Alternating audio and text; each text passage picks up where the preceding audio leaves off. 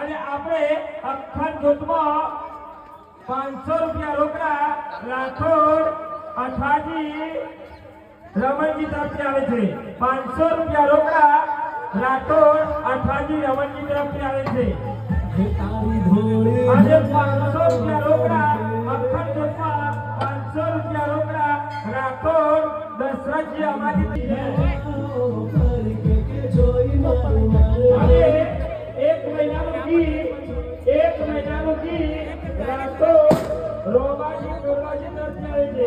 1 મહિનાનું ગીત રાઠોડ રોમાજી કરવાજી તરફથી આવે છે.